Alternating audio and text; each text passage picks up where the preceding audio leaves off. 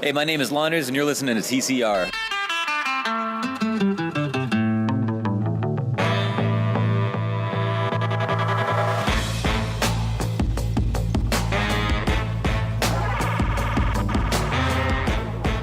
Hello, and welcome to another episode of The Center Ring, also known as TCR, aka your favorite esports podcast. I will be one of your hosts for this evening's journey. My name is Tim K, at Pirate Mushroom on Twitter. You can follow along. My co-pilot for the evening is Brandon. Brandon, how are you? What's going on? You didn't give me a countdown, and I heard the music for Launders, and I thought we were running a little test run, and then no. We're doing it live. No, we're going straight into it today. Is there a light out by you? Looks darker. Yeah. Over there. Yeah, right above me, actually. All right. I thought so, but I wasn't 100% sure. My personality's bright enough. Yeah, that's what it is. That's what it is. New chairs in the studio, lights going out. What is going on? Never mind the constant buzz inside of my headset. Things are falling apart. Things are falling apart for the studio that we use absolutely free. How dare they? Don't keep this up. Anyways, we have a wonderful show scheduled for you today. Probably the best episode ever. Episode 41 coming to you live, pre-recorded from an undisclosed location. We will always have e-news at the end. We will talk about PEA, Professional Esports Association, whatever you want to call it. We're going to break down this new league, organization. It's all of the above. All of the above. We're going to break it down for you in the middle of the show. And to start, though, we do have a little bit of CSGO to get to. As always, StarLadder Season 2. That did end up wrapping up over the weekend. StarLadder Season 2, SI Ladder. What's the official naming on it? Don't you have it? Oh there? my goodness. It's a book. StarLadder, iLeague, StarSeries, Season 2. All right. There you go. If they could make it longer, I'm sure they would, but I'm sure eventually they were like, guys, we can't fit it on the screen anymore. Well, I guess it's actually named StarSeries, but they've have the two different sponsors, so they put both of those in front of it. But yeah, it's ridiculous. You got to rep your sponsors, man. You can't let them upset, right? That's why we have so many of them. Anyways, it was a pretty good little tournament. I'd say so myself. Lots of upsets. Just looking here, I mean, you got to get to the obvious, right? Normally we would save like the big news for like in the middle or for the end of discussion. But if we're just going with our normal method of kind of starting from the bottom to the top, the big news to me is kind of at the bottom. That's with Virtus Pro and Na'Vi finishing dead last at this tournament. I'm sticking with Virtus Premier. I wasn't like, that's not an error. Virtus Pro and Na'Vi dead last. They joined the bottom with Hellraisers and MVP. And the teams that they lost to, both of them, they had no business losing to. Especially with Na'Vi. This is supposed to be super Na'Vi with simple... Okay, with that all the skill. With that expectation, I would concur. I will tip my hat, though, to Tyloo, because they're a wild card. Tyloo has that potential to be an upset team. Like, they've upset teams before at tournaments. And in the rare times that you see them in this big international style tournament, they do tend to upset.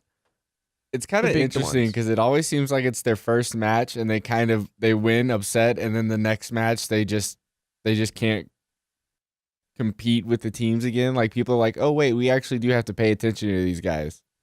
Like they were like, you guys, you know what, YOLO, let's go have fun. And then they realize like, we won. Now we have to win. Okay, now we have the ball. What do we do with it? But it does seem like every time that they have literally caused an upset at each major, or I guess big international tournament that they've been in.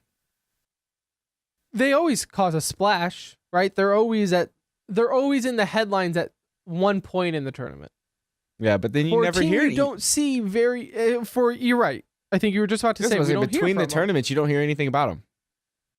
I see the odd post on Reddit every once in a while of like Tyloo's practicing, blah blah blah. Right, but that might have something to do with that they are an Asian team, so that doesn't help any situation being from China I'm just saying, we heard about the Renegades for a long time, and they were Australian. Granted, they were living in the U.S. Well, they were living here, and geography, yes, they are closer to China than they are to us. Culturally, though, they are way closer to us to where, like, I think it's harder for China. This is doing zero research and having zero knowledge of this. This is going to be awesome. I would have to assume it is more difficult for a Chinese team to try to break into a Western civilization scene, like CSGO. Like, they can break in and be in Dota, right? They can be a top team in Dota because other top teams are playing in China that everyone wants to watch and see because they're the best in the world. Right. In this case, they're the best in China. China, as Trump would say. So who else do they have to go with, right? There's no one there to help portray them on a pedestal other than these tournaments and themselves.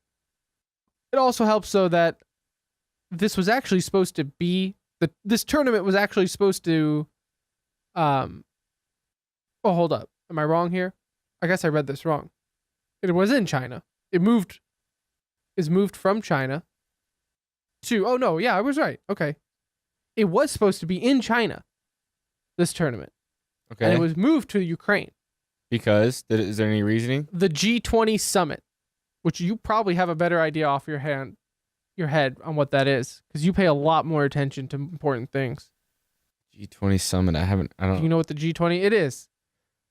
The G20 Hangzhou summit was the 11th meeting of Group of 20.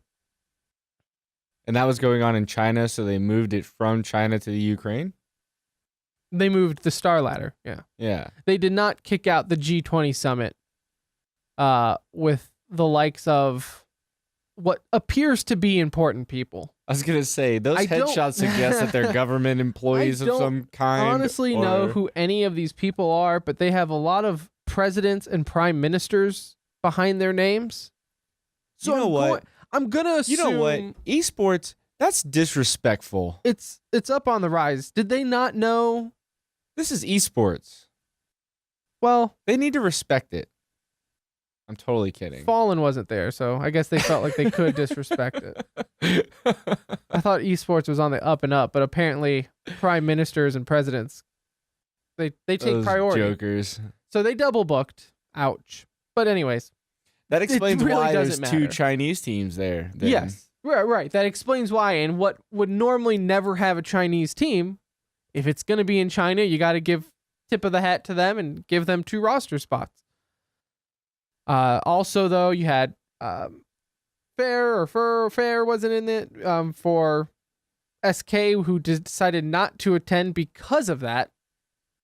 I don't know, timetable-wise, if they decided to opt out before or after Sub-Zero's...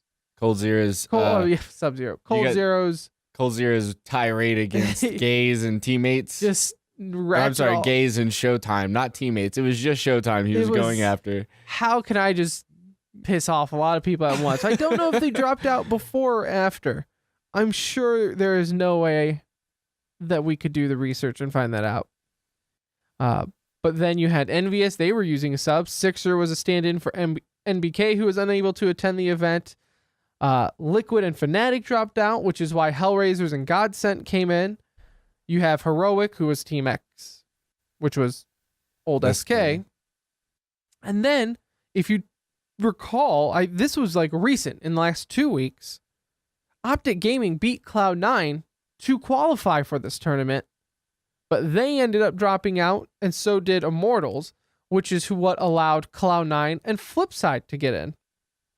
And then SK ended up dropping out, which gave FaZe a clan. I wonder if it's a function of there being so many tournaments that teams are just dropping out of tournaments now because they don't want to fly to Russia or China It's probably a mixture of both, where there's a lot of tournaments, so they're like, hey, we can miss this one. We've brought that up before, where teams decide to bail out, a la DreamHack Austin, right? Yeah. They didn't have as big of teams, and probably for that reason. But then, at the same time, the teams that did take over, for the most part, capitalized on their second life, such as Cloud9 winning their group, which was made up of Envious, VG, and Virtus Pro. You know, I was going to say, it's nice to see when some of these top teams drop out that tier 2 teams get a chance to show up. Cloud9 did a great job in doing so. And then flip side, they made it out of their groups. They were able to take out, they did beat FaZe. They beat FaZe in the group finals. So they ended up beating FaZe. So they were able to capitalize on what they were never even supposed to be a part of. So it's good to see those tier 2 teams take advantage, like you were saying. I did want to, though, discuss Cloud9. Because last episode, I was saying how it would be interesting. You know, they were going on a ridiculous streak. I think, what was it, like 19-1 for the month of August? I remember you saying it was 16-1, but I didn't know they won more after that. They ended August 18-1. So far in September, they are 7-2. Okay, one of those losses being to Immortals in the North Cup. What was that Toronto tournament called? North Arena? North Arena, yeah. Where they had the huge controversy of... That whole arena was run poorly, apparently. Like, I wish we did an episode last week, but because of the holiday, we decided to take off. But that was such a fiasco, which, look, I mean, they're not huge. It wasn't like ESL or anything ran. It was a smaller tournament, so you'll get that. But it was a mess. It's too late to really talk about it now. The thing that bothers me is it was a smaller tournament, but they still put effort. I mean, Launders was there casting. I mean, people were there, you know, that do a lot of Counter-Strike stuff were there doing that. And it was just a bunch of, like, epic failures, one after another. Anyway. Their eyes were hungrier than their stomachs. Launders was also at StarLadder. Behind Launders. Calling the game. I love Launders. Such a great guy. And you know what's funny is you would think like, oh, maybe he's just nervous on camera. No, that's Launders. That's just him. We met him in Austin, and that's just him. Hey, how's it going? Okay. Oh, there's actually proof that we met him because we used him as the opener. This is true. Yeah, we got a liner from him, and he's awesome. He is number 1 in the TCR fan club.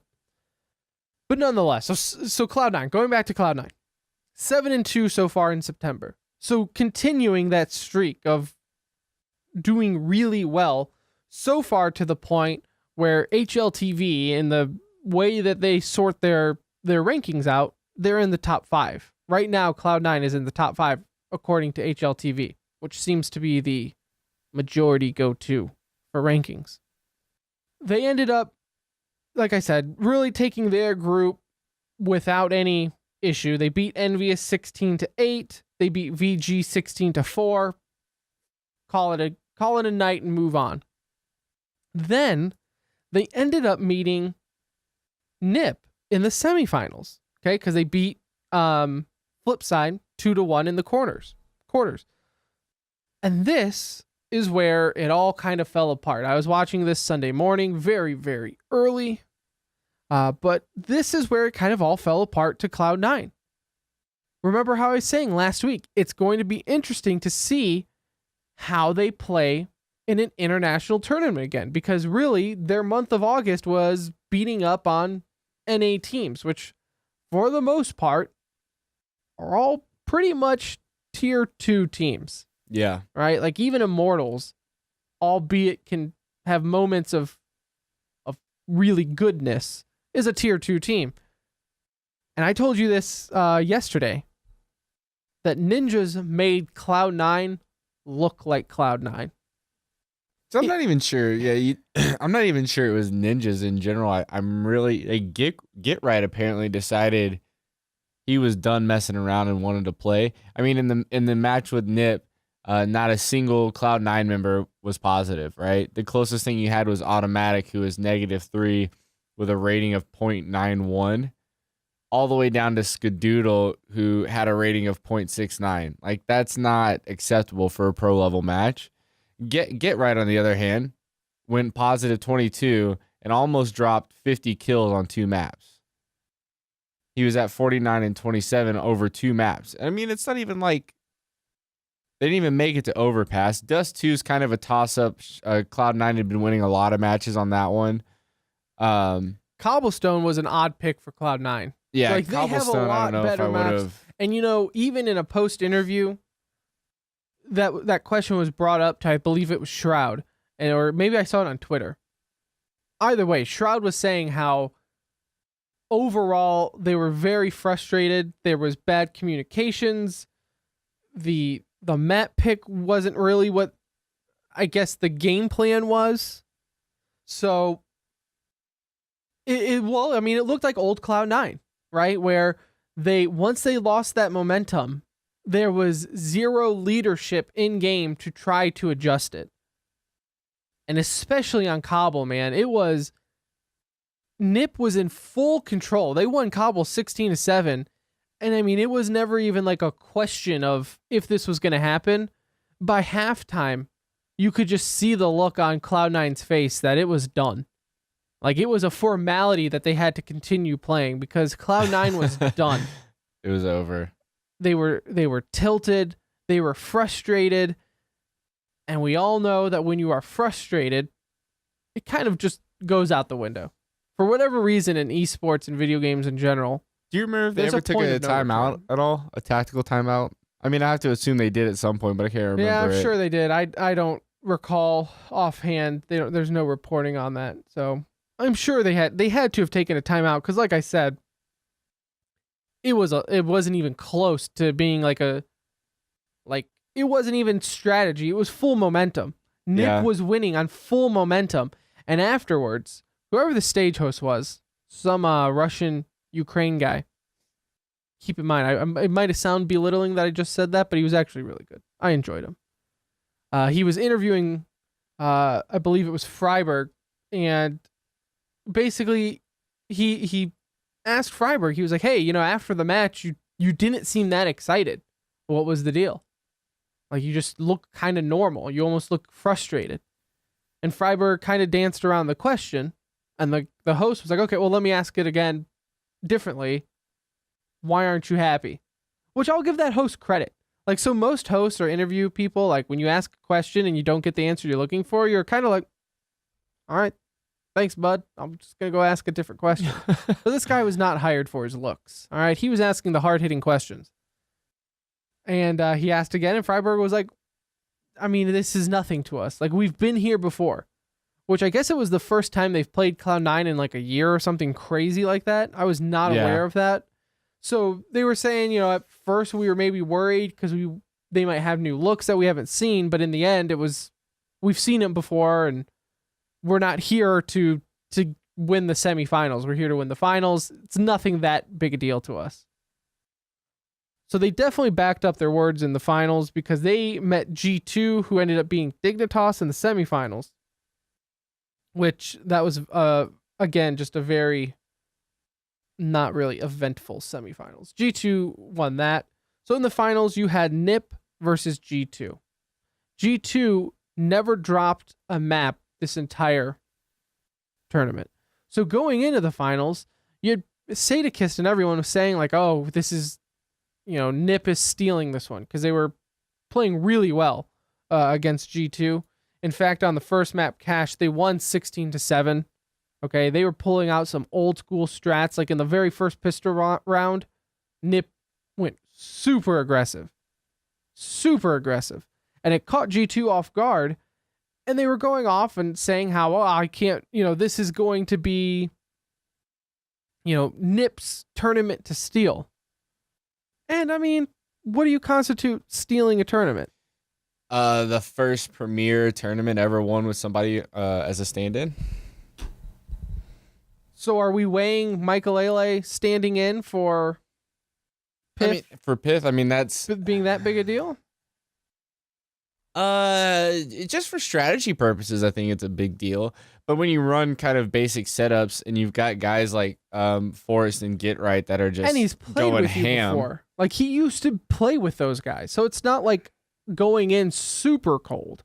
I mean, it's not like they've never played together before, but it's been a while. And in a tournament where Na'Vi and Virtus Pro got dead last, like that opens the door for a lot of things. Now, I guess their point is that they could steal the tournament because G2 was playing so well, not dropping a single round. In my eyes, though, and I get by the rankings, it's not like this. To me, NIP is still over G2. Like, I don't see G2 as one of these dominating top tier teams. Which is weird because they have a lot of finishes similar to Na'Vi, right? So they kind of have the same situation where they always get to the semis or get to the finals and then lose. Now, in like the major tournaments and things like that, they always seem to struggle. It seems like the pressure gets to them.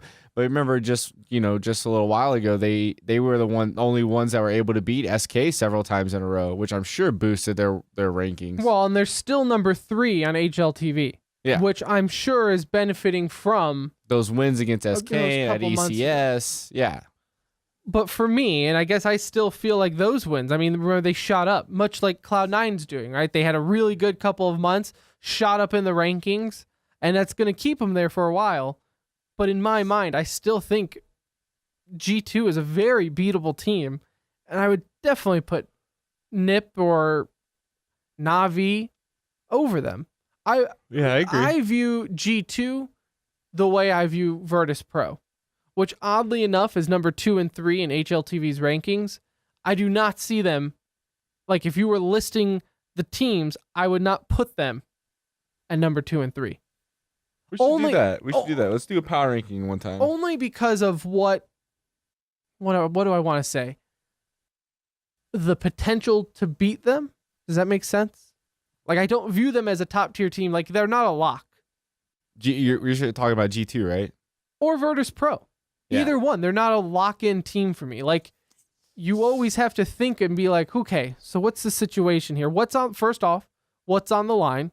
That's going to tell me if Virtus Pro is going to come into play.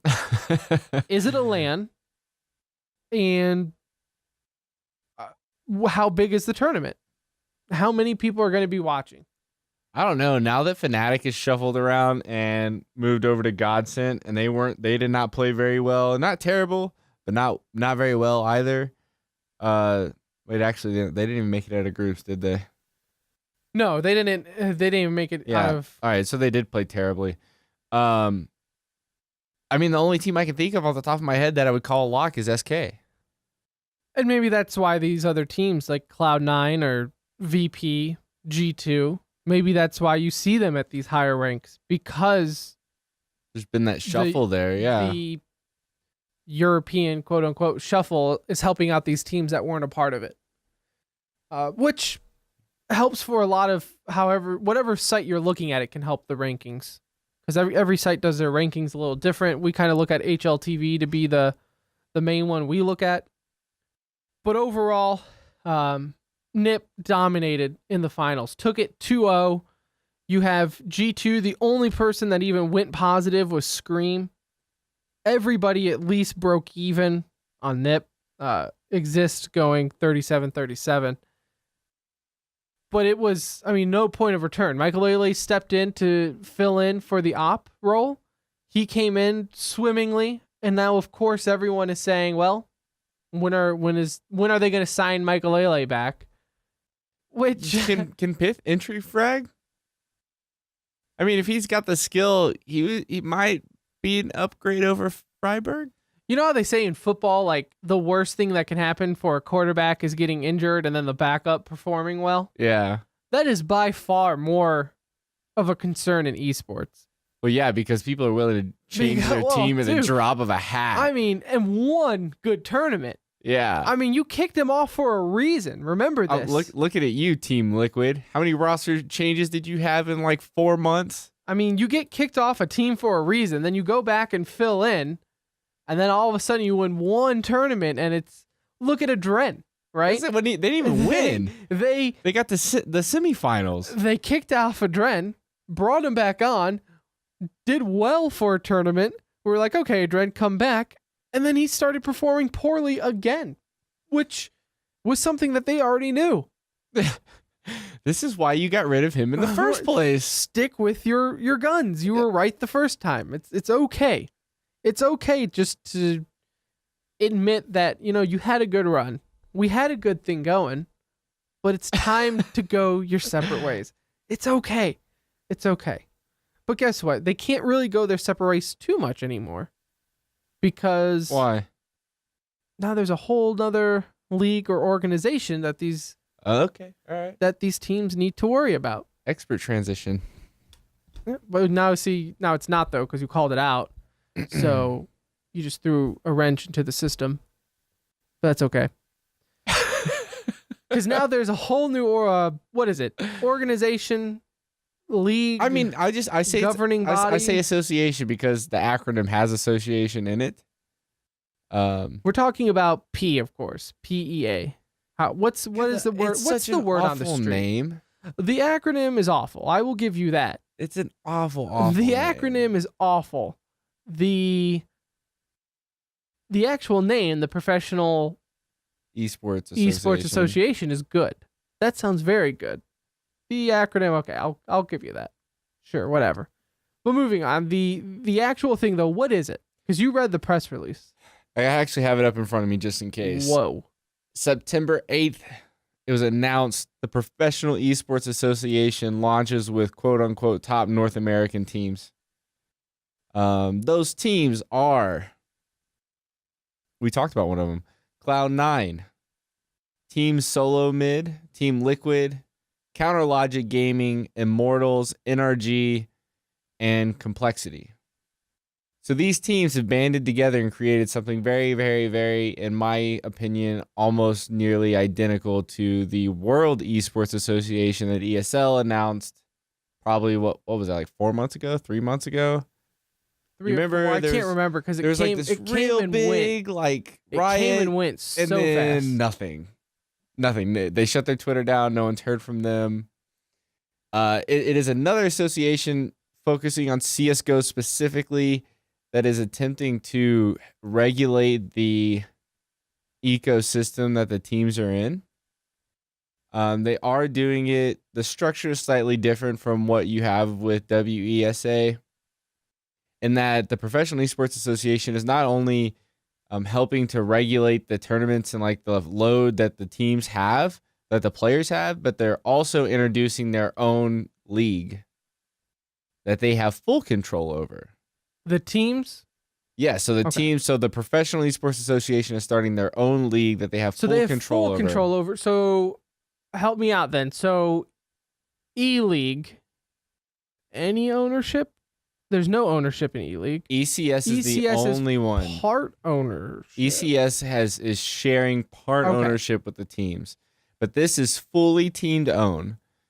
Fully team owned. The league is.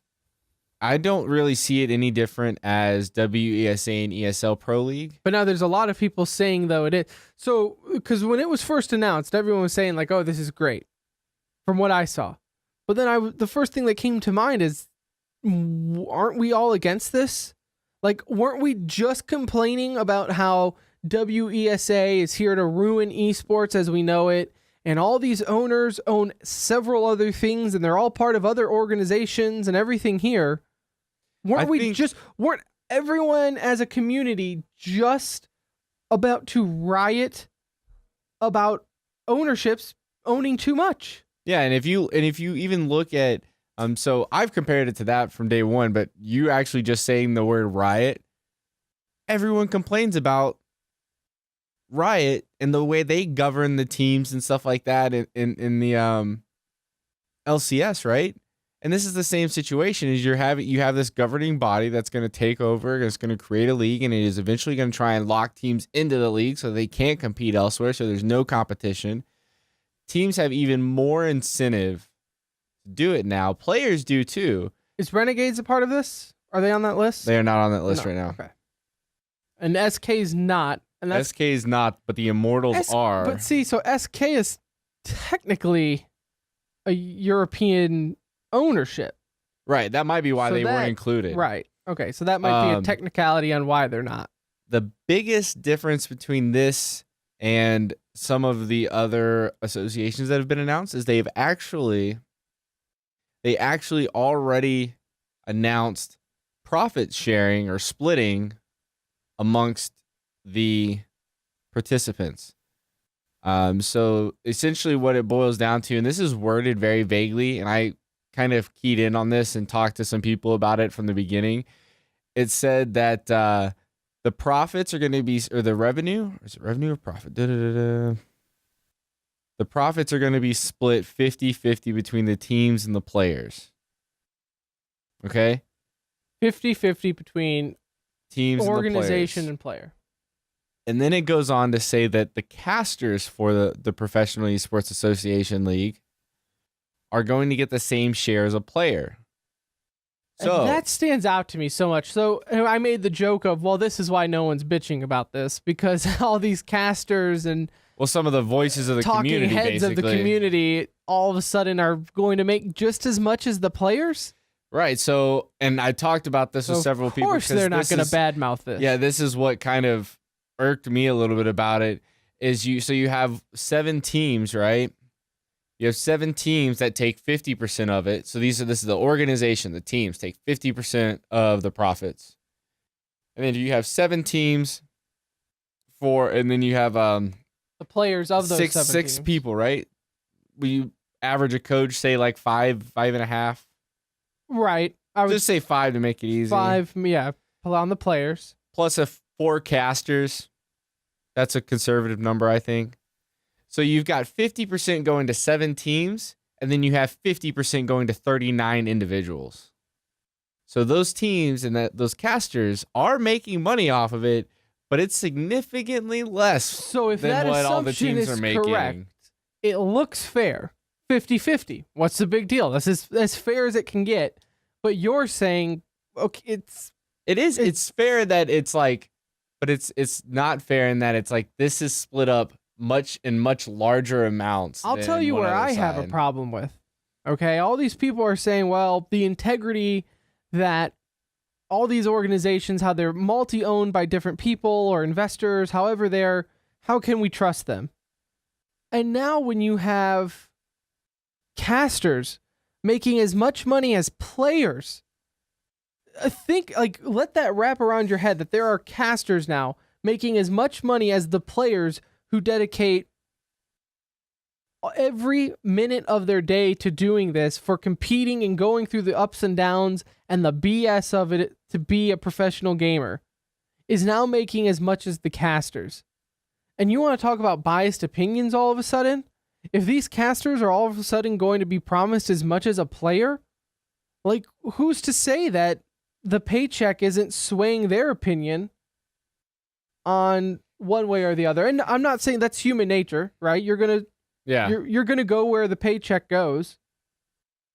But for this sake of being as the equal to a player, casters should never be equal to a player. Like, that's one thing that boggles my mind in esports in general, where, like, me, so my other job, other than my other job, I have many jobs. One of my jobs is working in sports media.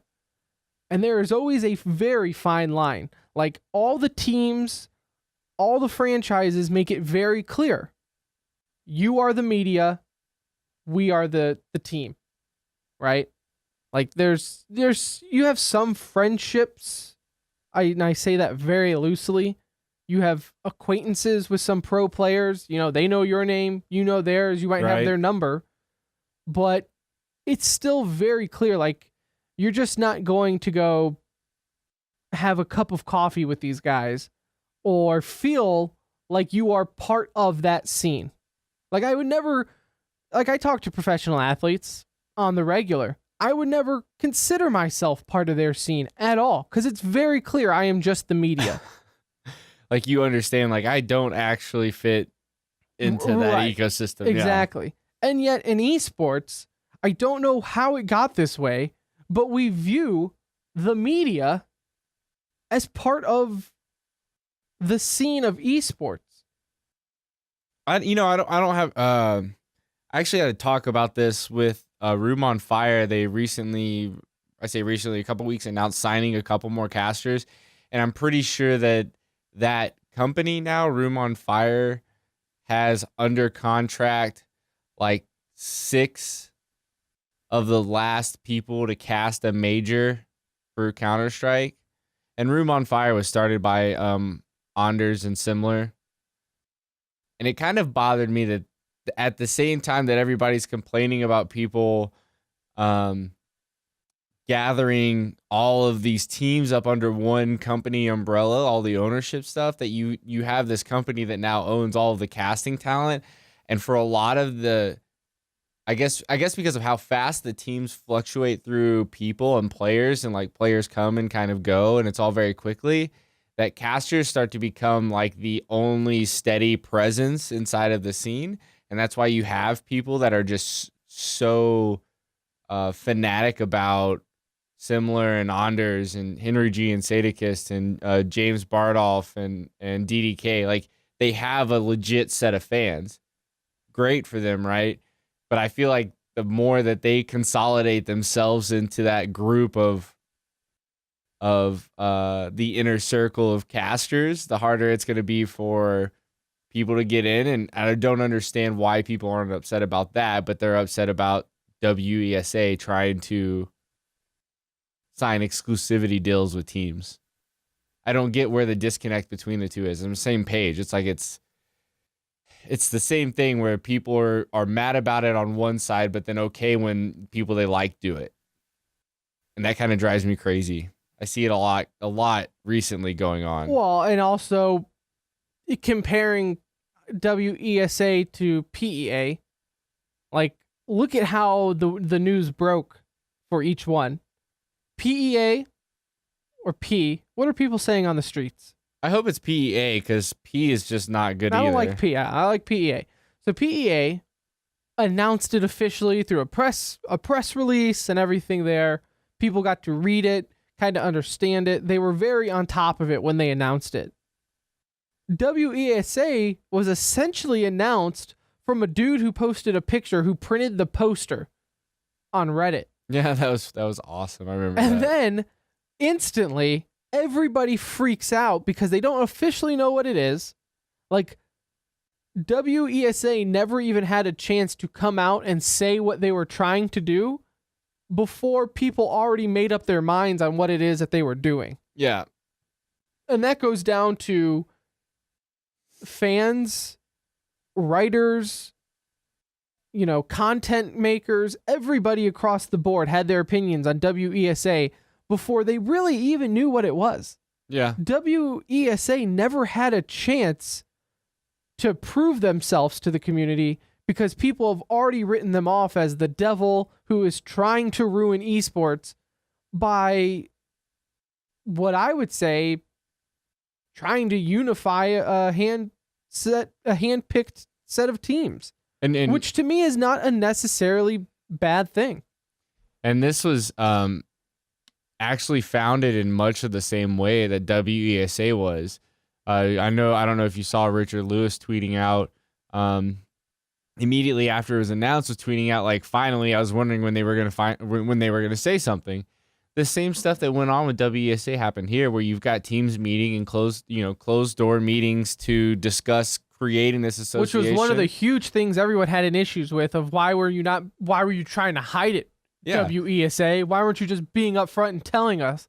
Because so it's not our business. Yeah, and on this, it's like the only reason PEA is people are okay with it is because it's homegrown, it's not ESL, right? It's the North American teams. And B, there were no leaks before, like you said, there were no leaks before it actually was announced.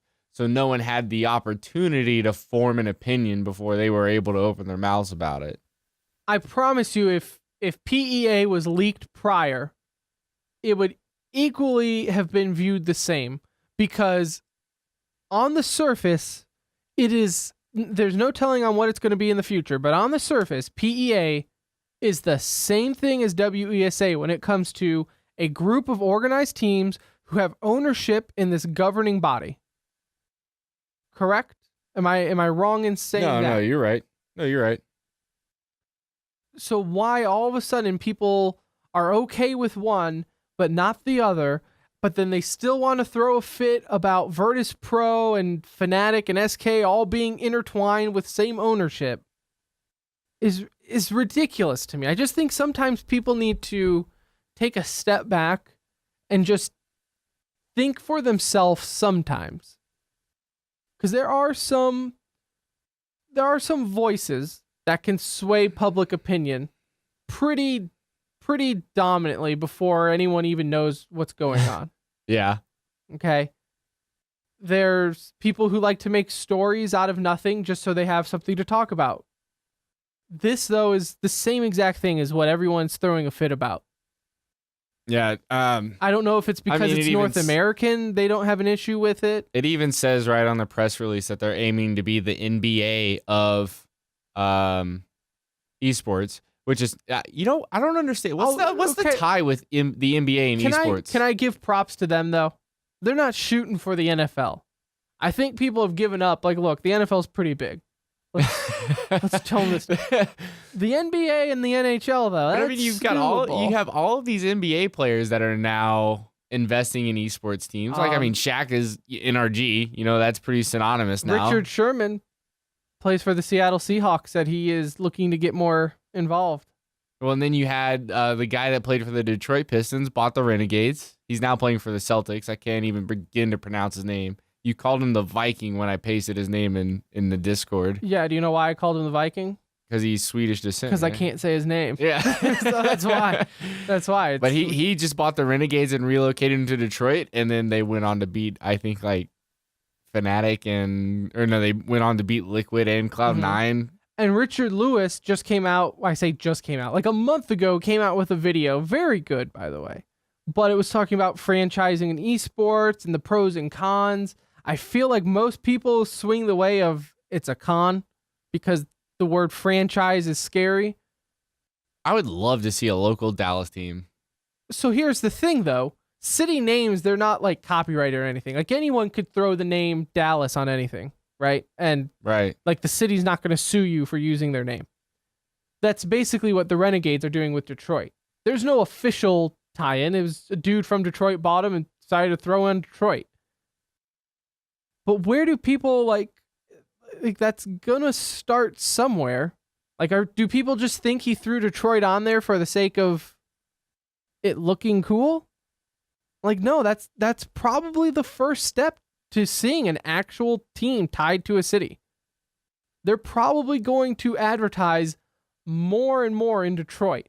Like, I saw the tweet was saying Detroit has another professional team.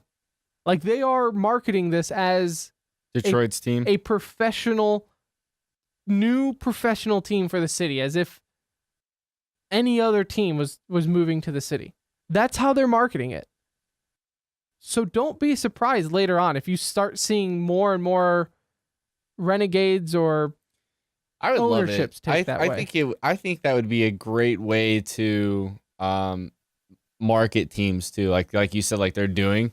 Because even if do you remember that guy who watched the St. Louis Blues game for the first time, and he was watching it because he was looking for a St. Louis baseball game, I think, and ended up watching the Blues and falling in love with hockey, and then having the tweets, and then he got brought out to the game.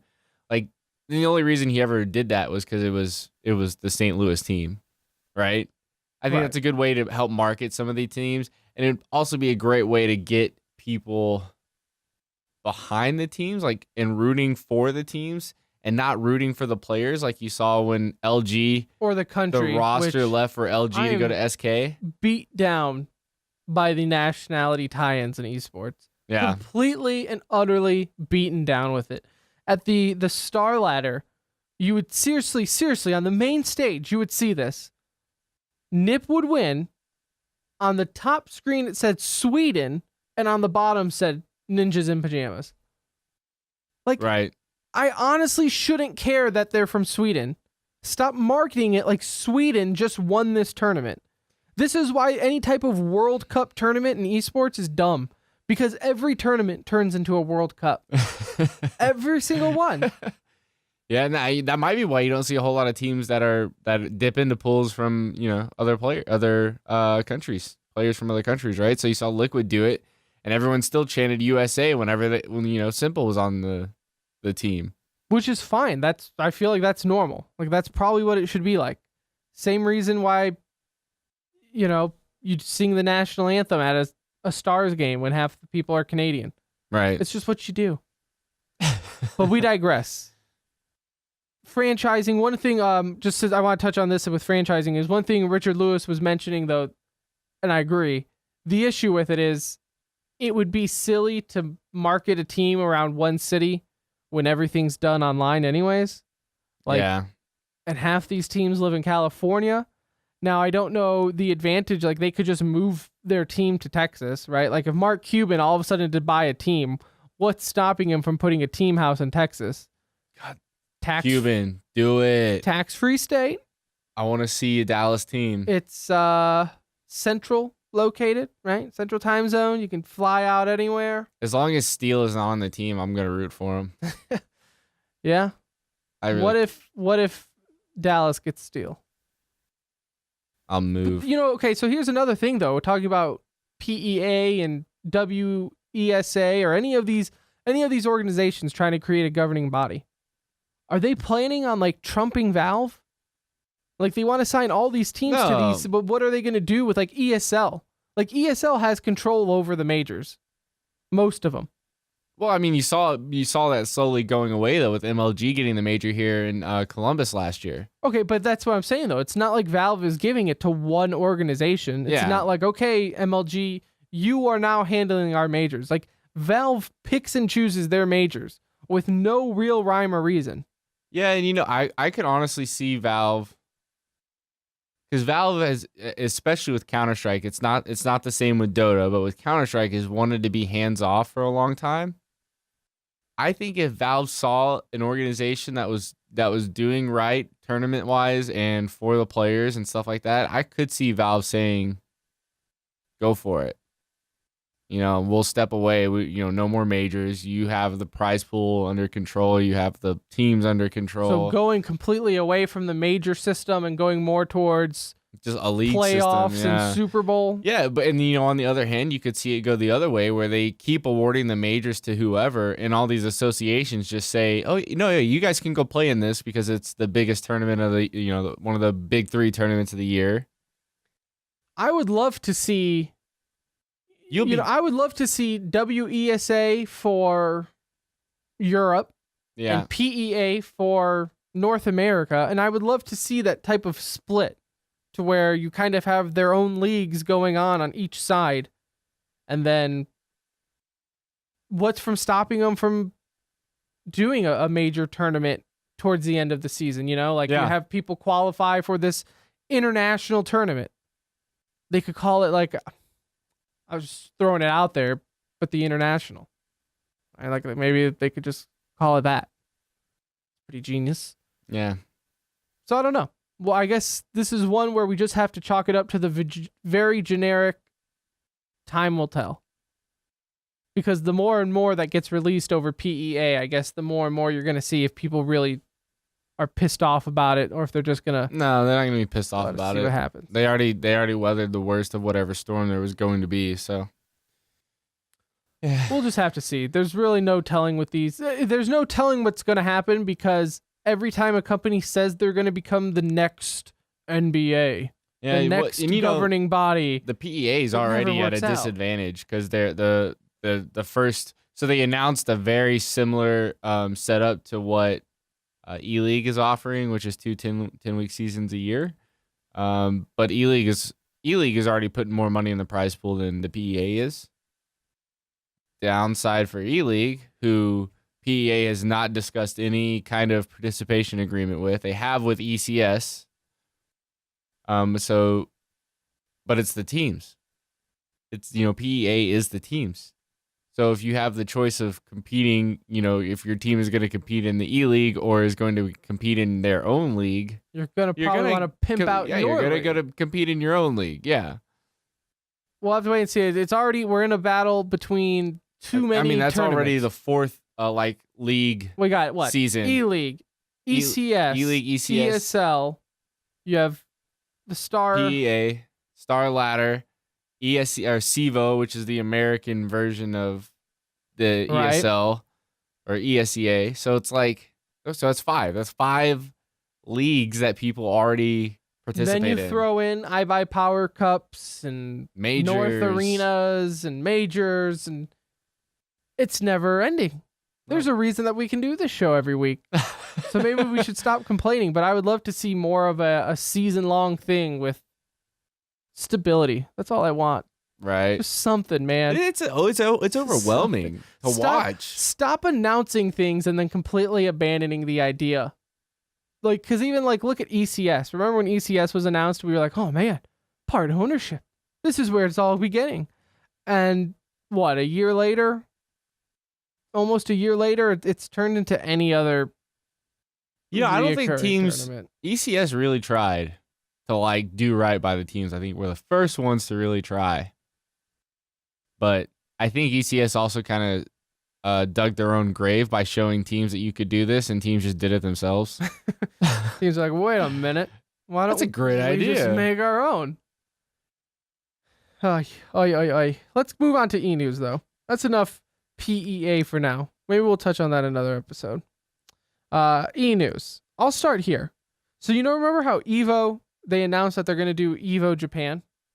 Right? Well, yeah, I heard it was going to be really big. Fastly approaching, and it is going to be very big. That actually might be a pretty good success for EVO. Actually, 4 Japanese investment companies, or companies I should say, invested $1 million USD into the upcoming tournament. How has EVO never gone there? It's always been in Vegas, as far as I know. I feel like that's such a duh idea. That's where a lot of the competitors come from. The main dudes are from there. Yeah, I don't know, but it looks like it won't affect it because it almost the hype is so real for this. Yeah, it's going to be interesting. It's going to be interesting to see how I don't know why the Chinese-Japanese culture fascinates me in the sense of sporting events. I feel like we get so rowdy and into it, and for some reason I just always see them not getting it. It always seems like when they do get rowdy, it's because their government told them to, and they just want China's guys, we have to make EVO look good. We have to make EVO look good. We cannot look like that country. So just be happy. I think they're culturally, I think they're just a little more reserved than we are. Maybe. Or maybe their government is forcing people to go to EVO. Nonetheless, I don't think the government forced these 4 companies. It is. Oh, God. You shouldn't have even gone down that path. Why did you do that? ATIS, Hearts United Group, I got that one down. 4 Japanese companies. They invested $1 million. So there you go. Good work. Expertly done. Whatever. What do you got? So we briefly talked about this earlier, but just to bring it back up, Smite organization was banned from Pro League, Smite Pro League, which is the league that High Res has organized for their Smite game. High Res, developer of such games like Global Agenda. Paradigm, I think that's how you say the name. Paradigm. They've been effectively banned from fielding future Smite teams by Hi-Res Studios after the developers were forced to mediate contract discussions where Paradigm offered their players $1 salaries, $1 per month salaries, a 25% reduction. I'm sorry, only 25% of their tournament winnings. So the team would get 75% of the tournament winnings, pay the players $1 a month, and the players would receive 0% of licensed in-game merchandise like skins. How much? 1%? No, 0%. Oh, wow. The players would get nothing. Apparently this had gone on for a while. So how did they think like that was going to go? You know, like, I don't know. Like, I don't keep up with the so, Smite world at all. But in all these other games, like that's always like number one on everything is how are the players getting screwed today? Well, and the worst part is like this is the developer of the game. Like that. I mean, why are you gonna mess with the Hornet's Nest? But it gets funnier. Paradigm's lawyer threatened Hi-Rez with legal action. For on what ground? I believe it had something to do with the teams or the players talking to Hi-Rez outside of the negotiation portion. But Hi-Rez basically said no. They gave the slot, the SPL slot, to the players, so the players still own their spot in the pro league. Banned Paradigm, and then the interesting connection is apparently the lawyer for Paradigm is also part owner of Cognitive Gaming. So if you're on Cognitive Gaming, I would be aware of their contract coming up if you have one, to just kind of keep an eye on your salary, make sure it's not $1. Fascinating. That is insane how he thought like this was just going to be okay. But props to Hi-Rez for taking action and being like, no, not in our game. Not in our game. Oh, well, maybe one day. Maybe Smite can have a governing body and a players union before CSGO. Maybe get you more than that $1. Actually, so here's a quote from the... I know we're trying to move on, but this just cracks me up. You'll probably laugh at this. The lawyer said that they would be withdrawing from Smite no matter the outcome of Hi-Rez's investigation. I don't think Hi-Rez cares. And Hi-Rez is like, all right, you're out. Good riddance. Like that's what we wanted all along. Like, yeah, what are you way doing, to make man? it easy. Okay, sure, man. I have here. Did you see the teams for ESL 1 New York? No. Who do we got? So they're doing like a round robin Swedish type of bracket. So there's no groups. It's just one giant thing. So that's cool. That's different, yeah. Yeah. So one team is still to be announced in the North American qualifier, but you have Fnatic, old Fnatic. Not Godsend Fnatic. Not Godsend Fnatic, but Fnatic, the actual organization Fnatic. You have G2, Team Liquid, Navi, SK, Virtus Pro, and Astralis, and one to be announced. That is a pretty stacked one when you compare their tournament to ours in Austin. When is that one? October 1st and the 2nd. Oh, so soon. Yeah, but it's just a nice little 2-day tournament, man. Think we can make it to New York? Absolutely not. Absolutely not. I have enough on my plate, especially towards that time of year. I would love to, but I'm going to assume it's kind of expensive to stay in New York. Oh, absolutely. Like, that's probably not like a cheap hotel or anything like that. But upside, we have friends in New Jersey, and you can take a train into the city. I'll look. I highly doubt that's possible. Like, if I can get tickets sub 100, how much are plane tickets? Plane tickets? Yeah, that's not happening. Right. Okay, so we're out. We're out until next year. I'm getting married. We'll see you next year, ESL. Yeah, I'm getting married. I'm going to go to E-League next year. I'll go to New York. I don't know. Maybe we'll have full-time esports employment. Maybe, by then. yeah, maybe we can just get paid to do it, and it won't matter. Then I won't have to justify it to the ball and chain. The old ball. The old ball and chain. You have anything else? That's all I got. No, I'm good. Awesome stuff, man. Let me reach over here so I can play the outro music. You were not queued up for that. Was I supposed to have another story? I thought you had another story, but I let you down. You let me down. What else is new? My entire life is a disappointment. Hey, Brandon got a new dog, everyone. I did. She's kind of mean to people, though. Failed to bring that up. He adopted a little puppy. She's a year old. There you go. She's probably pissing all over the carpet right now while I'm here recording this. Maybe when we start doing live streams, you'll see it. So you lost the one advantage of us going to your place for that. She doesn't bark, though. That's the upside. Thanks a lot. Episode 41 is done and in the books. I hope you enjoyed it. If you did or if you didn't, let us know on our Twitter at The Center Ring. Or you can go to our website, tcr.gg. There's a little contact box. Let us know what's up.